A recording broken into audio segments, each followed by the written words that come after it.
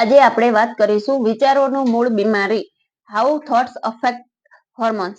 આજે મારે સ્ટડી માટે અહીં જવાનું છે, આ વિચાર છે, પણ આજે મારે ફરવા જવાનું છે એ ગાડીમાં, આ એક એક્સાઇટમેન્ટ છે. તમારી સિચ્યુએશનમાં માત્ર તમારા વિચારો નથી કહેવાના, પણ તમારી લાગણીઓ સાથે કહેવાની છે. એક્ઝામ્પલ તરીકે, મારા રૂમમાં સર્પ આવ્યો અને હું દોડી ગયો. મેં લકડી વડે માર્યો અને મને કરડી જાત. પણ મારા રૂમમાં સર્પ આવ્યો અને હે ભગવાન, આજે મારો છેલ્લો દિવસ છે, મને મારું ફેમિલી યાદ આવી ગયું. આ લાગણીઓ છે. નકારાત્મક લાગણીઓ આવે ત્યારે એની અસર શરીર પર શું થાય છે? How to body react. Heartbeat વધે છે. ઘરેથી કોઈનો ફોન આવે પછી ખબર પડે આ તો બીજો ફોન હતો. Infinite thoughts.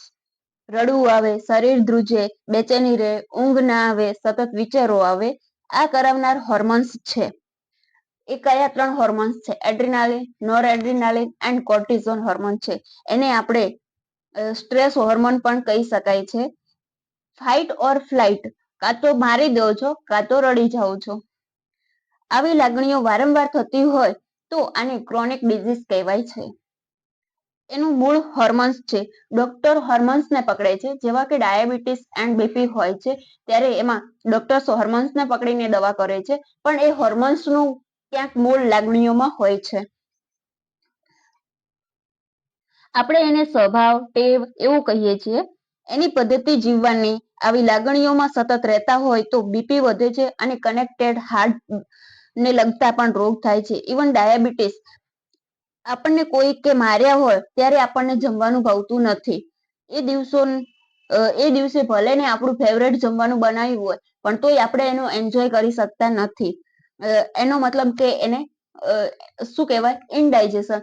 તો આવા સતત ક્યાંક ને ક્યાંક રોગો વારાફરતી ક્યાંક ને ક્યાંક આવે જ કરે છે અને એમાંથી રોગોનું મૂળ બને છે. તો એ ક્રોનિક ડિઝીઝમાં પરિવર્તન કરે છે. આ બધું થતું હોય તો આપણી ઇમ્યુનિટી કેવી રહે મિત્રો? વીક. આ બધા રોગનું મૂળ કારણ નેગેટિવ ફિલિંગ છે. દરેકના જીવનમાં આવા પ્રસંગો બન્યા જ હશે. ઘણા લોકો આવું કહે છે, આ કન્ડિશન હતી પણ તોય મેં હિંમત હારી નહીં.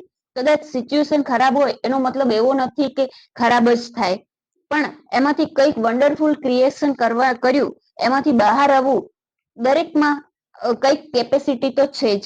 શબ્દોમાં પરિવર્તન કરવાની તાકાત હોય છે, પણ આપણે એટલા એટેન્ટિવ નથી હોતા.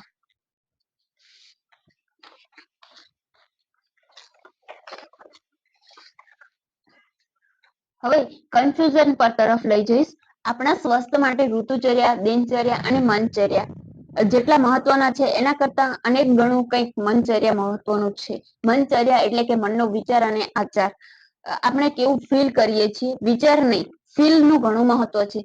ભાવ જગત એ વાસ્તવિક જગત કરતા મોટું છે. વાસ્તવિક જગતમાં ભાવ ના હોય તો નકામું છે. અવાસ્તવિક જગતમાં ભાવ હોય તો એ વાસ્તવિક છે. શબ્દો આજુબાજુ બહુ ઘૂમતા હોય છે, પણ આપણે રિસેપ્ટિવ નથી હોતા. પરિસ્થિતિ આપણી સામે આવે, આપણે નકારાત્મક રિસ્પોન્સ આપીએ તો એ રોગમાં પરિણમે છે.